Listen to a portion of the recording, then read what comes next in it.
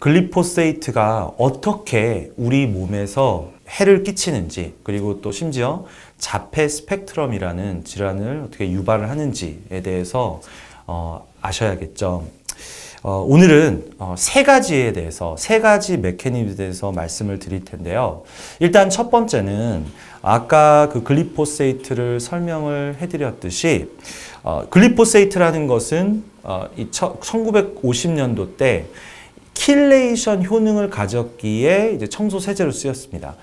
킬레이션, 아까 설명드렸듯이 이 미너럴과 중금속을 이렇게 움켜쥐고 운반을 하지 못하게 막는 그런 성분인 거죠.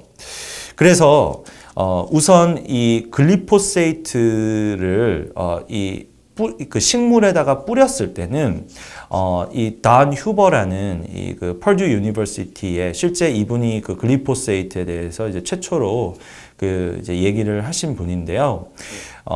그 분의 연구 결과에 따르면은 그 식물에 뿌렸을 때는 철분, 망간, 아연 등이 대라던가 뿌리에서 이렇게 결핍이 되어 있는 현상이 나타났다고 합니다. 그리고 글리포세이트가 망간을 주로 이제 킬레이션을 하게 되는데 이 한 연구 결과에 의하면은 한 84명의 그 자폐 아이들한테서 빠진 이빨들의 망간 수치가 60%가 저하되었다고 합니다. 그리고 이 쥐로 연구 결과를 해본 바 황이 결핍이 됐을 때 이런 자폐 증상과 유사한 그런 행동들이 쥐에서도 나타났다라고 합니다. 그리고 이어서 자폐 아이들의 혈액 그 설페이트, 이 황 수치는 정상인 아이들에 비해 3분의 1로 수치가 낮은 것으로 이제 밝혀졌다고 하고요. 예.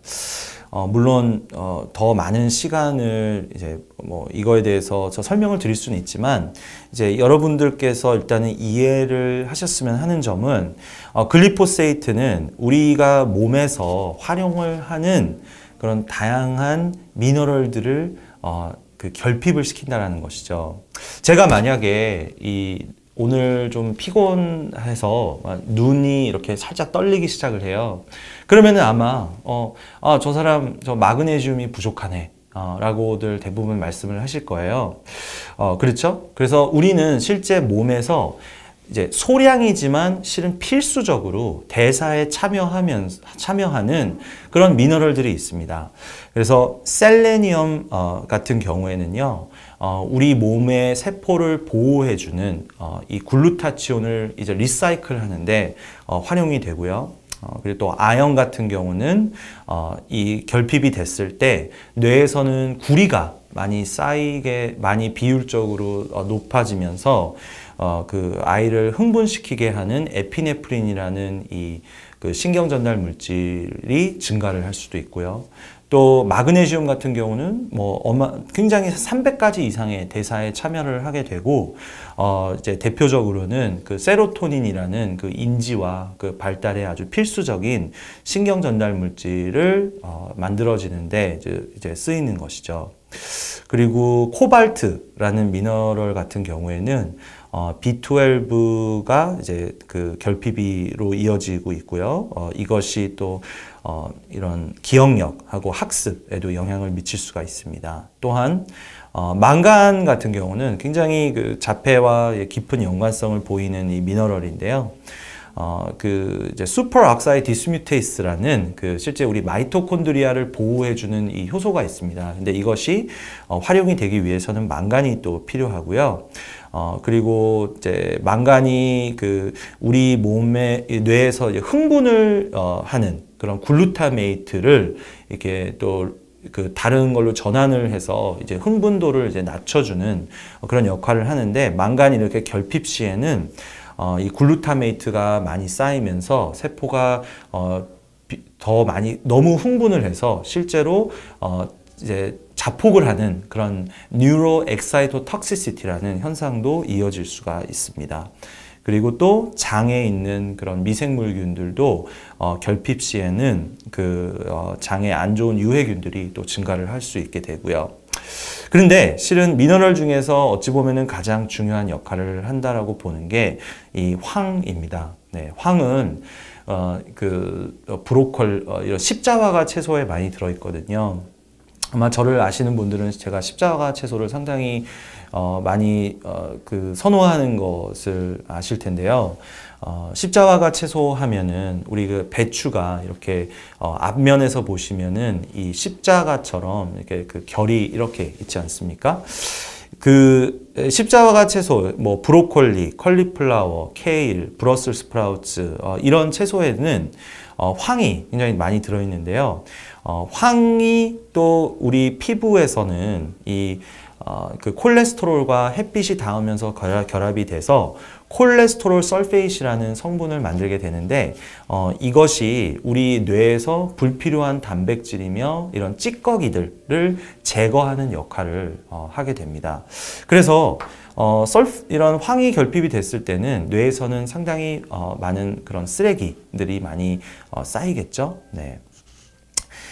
자, 그러면은 글리포세이트의 킬레이션에 대해서 이제 제가 대략 설명을 해드렸는데요. 이런 다양한 미너럴들이 결핍이 되면은 당연히 건강은 이제 그만큼 타격을 입겠죠. 허나 실은 글리포세이트가 이것보다 실은 더 치명적이게 이 아이들의 발달을 지연시키는 것은 바로 시카마이트 회로도라는 것을 무너뜨리기 때문입니다. 그럼 시카마이트 회로도라는 것은 무엇이냐? 예, 바로 식물들이 굉장히 단순한 당의 그런 중간 재료와 그런 자기가 아주 단순한 아주 간단한 재료들을 모아서 자기가 몸을 보호할 때 쓰이고 또 색소를 만드는 데도 쓰이고 이런 고차원적인 단백질을 만드는 이 회로도를 우리가 시카마이트 회로도라고 합니다. 네, 시카마이트 패스웨이. 그래서 이 디테일은 그다지 중요하진 않습니다. 하지만 이런 간단한 재료를 해서 이렇게 우리가 이 식물이 써야 되는 그런 단백질들을 만든다는 것인데요. 이 글리포세이트는 1974년에 몬산토에서 라운드업을 이제 승인을 받을 시에는 이런 얘기를 했습니다. 글리포세이트가 우리 인간한테는 무해한 이유가 시카마이트 회로도를 무너뜨리기 때문이다. 그리고 식물은 이 회로도를 가졌지만 인간은 이 회로도를 가지지 않았다라는 얘기죠. 예. 그래서 그 당시에는 물론 그런 줄만 알았지만 나중에 밝혀진 것이 우리 인간은 비록 그 시카마이트 회로도가 없지만 바로 우리 장에 있는 균이 그 회로도를 가졌다는 것이죠. 네. 그래서 식물이 이제 지니고 있는 이 시카마이트 회로도를 우리 장에 있는 균이 그 시카마이트 회로도를 동일하게 역할을 대신 해주고 있다는 것이죠.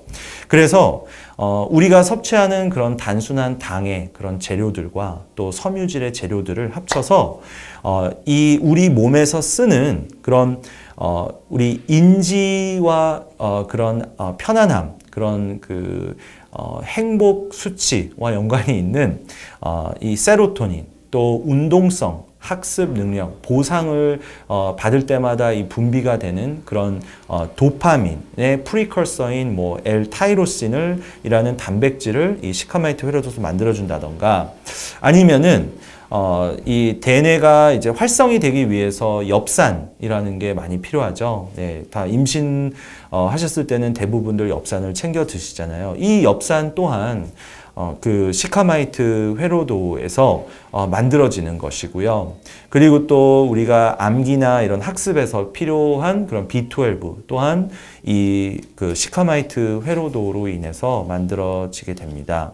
그런데 이 시카마이트 회로도가 이 글리포세이트로 인해서 동일하게 식물을 무너뜨리듯이 우리 인간의 그런 시카마이트 회로도도 무너진다라는 것이죠. 그럼 이런 것들이 제공이 안 됐을 때는 뇌는 과연 발달을 잘 할 수 있을까요? 네.